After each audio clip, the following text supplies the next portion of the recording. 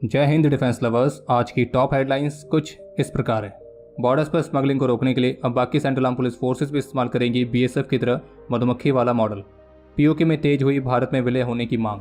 South China सी में deployment के हिस्से के तौर पर इंडियन नेवी की शिप्स मलेशिया और वियतनाम पहुंची। निज्जर वाले मामले पर कनाडा ने गिरफ्तार किया एक और व्यक्ति। और अमेरिकी राजदूत का मानना है कि चीन से डील करने के मामले में अमेरिका को भारत से सीखना चाहिए।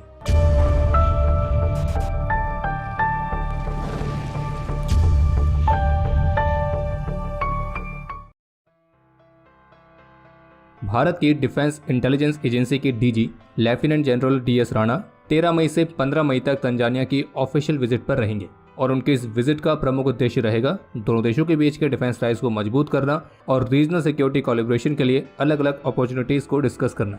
और इस विजिट के दौरान डीआईए के डीजी तंजानिया की सीनियर मिलिट्री लीडरशिप के साथ इंटरेक्शन करेंगे, जिसमें तंजानिया की पीपल्स डिफेंस फोर्स के चीफ ऑफ डिफेंस स्टाफ और अन्य काउंटर पार्ट्स शामिल हैं।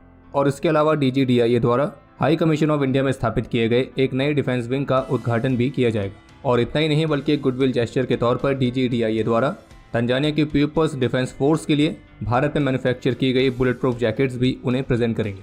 बाकी एक अपडेट यह है, आपको याद होगा कि कुछ समय पहले बीएसएफ ने बॉर्डर फेंसिंग्स पर बीहाइव्स को इंस्टॉल करने वाला एक नया इनिशिएटिव शुरू किया था। और इस इनिशिएटिव्स के माध्यम से जहां एक तरफ स्थानीय लोगों के लिए रोजगार के अवसर क्रिएट हो रहे हैं, वहीं दूसरी तरफ बॉर्डर्स पर इस तरह के मॉडल को अपनाने से ये जो बॉर्डर फेंस पर लगे हुए बीहाइव्स हैं यानी कि मधुमक्खी के छत्ते, तो एक क्रॉस बॉर्डर क्रिमिनल्स और स्मगलर्स के लिए एक डेटरेंट की तरह भी काम करती है। और ये वाला इनिशिएटिव वेस्ट बंगाल में डिप्लॉयड बीएसएफ की यूनिट द्वारा पहले शुरू किया गया था। तो अब केंद्रीय गृह मंत्रालय की तरफ से सभी सेंट्रल पैरामिलिट्री और एलाइड फोर्सेस को निर्देश दिए गए कि वे भी बीएसएफ की तरह इस बीहाइव्स ऑन बॉर्डर फेंस वाले मॉडल को अपनाएं। और इस मामले पर पीटीआई की तरफ से जारी की गई रिपोर्ट के मुताबिक ये जो निर्णय है ये अभी हाल ही में scientific bee keeping and honey mission की मीटिंग के दौरान लिया गया था। आज जम्मू कश्मीर के बंदीपुरा में इंटेलिजेंस एजेंसीज की तरफ से मिले स्पेसिफिक इनपुट्स के आधार पर इंडियन आर्मी और जम्मू कश्मीर पुलिस ने एक जॉइंट सर्च ऑपरेशन लॉन्च किया था। और अभी जिससे में हमें वीडियो रिकॉर्ड कर रहे हैं तब तक आई रिपोर्ट्स के मुताबिक इस ऑपरेशन के दौरान एक संदिग्ध व्यक्ति को गिरफ्तार किया गया है और उसके पास से 4 पिस्टल्स, एक हैंड ग्रेनेड और बाकी के वॉर लाइक सोर्स भी रिकवर किए गए। इसके अलावा एक अपडेट यह है कि आज दिल्ली के 2 हॉस्पिटल्स, जिसमें से एक है बुरारी गवर्नमेंट हॉस्पिटल और दूसरा है संजय गांधी हॉस्पिटल, तो इन दोनों हॉस्पिटल्स में बॉम्ब थ्रेट के ईमेल्स मिले थे। और फिर इन थ्रेटनिंग ईमेल्स की सूचना मिलते ही दिल्ली पुलिस की तरफ से तेजी से कार्रवाई की गई और मामले की इन्वेस्टिगेशन शुरू कर दी गई है। बाकी दिल्ली पुलिस ऑफिशियल्स की तरफ से बताया गया कि सूचना मिलते ही लोकल पुलिस और बॉम्ब डिस्पोजल टीम हॉस्पिटल पहुंच गई थी, जहां उनके द्वारा किसी भी सस्पिशियस एक्टिविटी को चेक किया गया। और जैसा कि आपको ध्यान होगा कि अभी कुछ ही दिनों पहले दिल्ली के मल्टीपल स्कूल्स में भी इसी तरह से बॉम्ब थ्रेट के ईमेल्स मिले थे। बाकी एक और अपडेट है कि पीओके में महंगाई के कारण युद्ध जैसे हालात बने हुए हैं और यहाँ पे बिजली और आटे की कीमतों में बढ़ोतरी होने के बाद जो यहाँ की जनता है उनका धैर्य अब जवाब दे गया है। और पाकिस्तान गवर्नमेंट के खिलाफ जो यहाँ के स्थानीय लोगों ने प्रदर्शन शुरू किया था तो उसने अब अपना उग्र रूप ले लिया है। और इसको कंट्रोल करने के लिए जिस तरह से पाकिस्तान की पुलिस प्रशासन उन्होंने यहाँ के लोगों के खिलाफ क्रूरता दिखाई, तो उससे ये विद्रोह और भी भड़क गया है। जबकि न्यूज़ 18 की रिपोर्ट में इस मामले से जुड़े हुए ऑफिशियल के हवाले से बताया गया है कि हालिया विरोध प्रदर्शन और उनके हिंसक दमन से संकेत मिलता है कि जो पाकिस्तान है वो उस इलाके पर अपनी पकड़ खोता जा रहा है जिस पर उसने दशकों से अवैध तरीकों से कब्जा करके रखा हुआ है। और उन्होंने ये भी बताया कि यहाँ रावलकोट में कई ऐसे पोस्टर्स भी देखे गए जिसमें पीओके को भारत में मिलाने की मांग की गई है। जानकारी के लिए आपको बता दें कि इस विरोध प्रदर्शन की शुरुआत जम्मू कश्मीर संयुक्त अवामी एक्शन कमेटी द्वारा की गई थी, जब कमेटी ने पाकिस्तान की सरकार द्वारा फरवरी में हुए समझौते का पालन नहीं किए जाने पर पूरे इलाके में शटर डाउन और चक्का जाम का आह्वान किया था। फिर कमेटी बिजली बिलों पर लगाए गए अन्यायपूर्ण टैक्स का विरोध कर रही थी। इसने अगस्त 2023 में भी टैक्स को लेकर हड़ताल किया था और उनकी मांग है कि लोगों को बिजली पानी की उत्पादन लागत के हिसाब से बिजली प्रदान की जानी चाहिए। और अब ये जो विरोध प्रदर्शन है वो पीओके के कई जिलों में फैल गया है और लोग पाकिस्तान पुलिस की बर्बरता और यहाँ पे मानवाधिकार उल्लंघन के खिलाफ सड़कों पर उतर आए हैं। और ये विरोध प्रदर्शन 2 नाबालिग लड़कियों की मौत के कारण और तेज हो गया है। और इन लड़कियों की मृत्यु हुई थी पाकिस्तानी पुलिस द्वारा किए गए लाठीचार्ज और उन पर फेंके गए टीयर गैस के संपर्क में आने से। और इतना सब होने के बावजूद भी अभी भी जब हम ये वीडियो रिकॉर्ड कर रहे हैं तो इस पूरी घटना पर इंटरनेशनल मीडिया की तरफ से कोई खास कवरेज अभी तक देखने को नहीं मिली है। बाकी पीओके में इंटरनेट को शट डाउन किया जा रहा है और भी पाकिस्तानी फोर्सेस पीओके भेजी जा रही हैं। और इस पूरी घटना में पाकिस्तानी सिक्योरिटी फोर्सेस के कई सारे पर्सनल की कैजुअलिटीज होने की भी रिपोर्ट है। बाकी पीओके के मौजूदा हालातों को देखकर तो ऐसा लग रहा है कि अभी कुछ समय पहले जो भारतीय रक्षा मंत्री श्री राजनाथ सिंह ने पीओके को लेकर कहा था कि हमें इसके लिए कुछ करने की जरूरत नहीं है, बल्कि पीओके खुद ब खुद भारत में मिल जाएगा, तो शायद वो बात जल्द ही सच होने वाली है।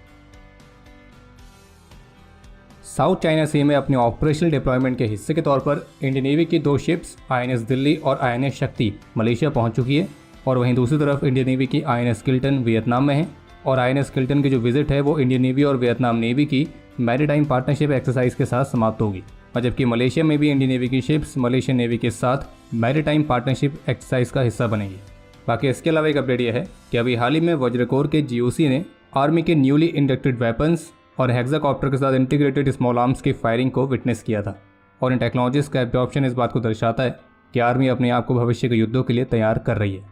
और इससे संबंधित कुछ वीडियोस और इमेजेस इंडियन आर्मी की वेस्टर्न कमांड की तरफ से भी शेयर की गई थी। इसमें आप देख सकते हैं कि कैसे हेक्साकॉप्टर में असॉल्ट राइफल को माउंट करके उससे फायरिंग भी कंडक्ट की जा रही है। तो जैसा कि आप सभी को ध्यान होगा कि कनाडा की पुलिस ने निज्जर वाले मामले पर इससे पहले 3 लोगों की गिरफ्तारी करी थी। तो अब इस पर अपडेट यह है कि अब कनाडा की पुलिस ने इसी मामले पर एक चौथे व्यक्ति की भी गिरफ्तारी करी है, जिसकी पहचान अमनदीप सिंह के तौर पर हुई है। और इस पर भी इस पूरे मामले पर साजिश रचने का आरोप लगाया। बाकी एक और अपडेट है कि पंजाब में भारत पाकिस्तान सीमा के पास से BSF ने एक और पाकिस्तानी ड्रोन को रिकवर किया है। और ये ड्रोन कल 11 मई को हेरोइन के एक पैकेट के साथ रिकवर किया गया था। और जो ड्रोन मिला है वो चाइनीज़ मेड DJI Mavic 3 है। और खैर बाकी अगर आप यहाँ तक वीडियो देख चुके हैं तो वीडियो को लाइक ज़रूर करें। और बाकी आप में से जितनों को भी मिलिट्री से इंस्पायर्ड मर्चेंडाइज में दिलचस्पी है तो उसके लिए squadron.in को विजिट जरूर करें। लेटेस्ट रिपोर्ट्स के मुताबिक अगले वर्ष यानी कि 2025 तक भारत की जो अर्थव्यवस्था है तो वो जापान को पार करके दुनिया की चौथी सबसे बड़ी अर्थव्यवस्था बनने को तैयार है। और लगभग दशक पहले भारत की GDP जो कि दुनिया में 11वें नंबर पर आती थी तो वही अब अगले साल तक चौथे नंबर पर पहुंचने के लिए तैयार है। इसके अलावा एक इंटरेस्टिंग अपडेट यह है कि अभी हाल ही में एक US थिंक टैंक जिसका नाम है council on foreign relations, short form में CFR, तो इनके द्वारा एक इवेंट ऑर्गेनाइज किया गया था। और इस इवेंट को संबोधित करते हुए भारत में अमेरिकी राजदूत एरिक गार्सिटी ने पन्नू वाले मामले को लेकर एक महत्वपूर्ण स्टेटमेंट दी कि इस मामले और अभियोग पर भारत ने जो अमेरिका के साथ प्रतिक्रियाएं साझा की हैं उससे अमेरिका संतुष्ट है। और इस मामले पर अमेरिका भारत से जिस तरह की जवाबदेही चाह रहा था तो वैसे ही उसको भारत से मिली भी है। और इस मामले की इंक्वायरी के लिए भारत ने भी कमीशन इस्टेब्लिश किया है और अमेरिका भी उससे इन्फॉर्मेशन एक्सपेक्ट कर रहा है। और तो और उन्होंने इस बात को भी स्वीकार किया है कि भारत ने जो रशिया से ऑयल इंपोर्ट किया था तो रशियन ऑयल की खरीद में भारत ने कोई भी उल्लंघन नहीं किया है, बल्कि उल्टा भारत ने ग्लोबल मार्केट के ऑयल प्राइस को स्टेबलाइज करने में मदद की है। और जबकि चीन से उत्पन्न होने वाले खतरे पर बात करते हुए उनका कहना था कि जिस तरह से भारत ने 4 वर्ष पहले टिकटॉक को बैन किया तो उसी तरह से चीन से डील करने के मामले में हमें भारत से सीखना चाहिए। बाकी रशिया के साथ भारत के रिश्तों को लेकर उन्होंने इस बात को स्वीकार किया है कि भारतीयों के अंदर रशिया के लिए बहुत सारी गुडविल है और उसका कारण यही है कि रशिया तब भी भारत के साथ खड़ा था जब हम उसके साथ खड़े नहीं थे। और अमेरिकी राजदूत का भी मानना है कि अब से 10 साल बाद भारत एक वाइब्रेंट डेमोक्रेसी होगा जैसा कि अभी है। और अब समय है आज के इतिहास का।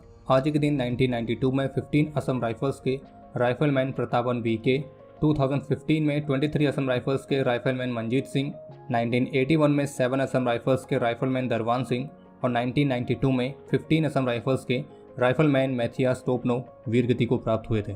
और आपके लिए आज का प्रश्न यह है कि फिलीपींस ने भारत से ब्रह्मोस मिसाइल का कौन सा वेरिएंट खरीदा है। और अब समय है आज के टॉप 3 कमेंट्स का जो ये रहे आपकी स्क्रीन पर।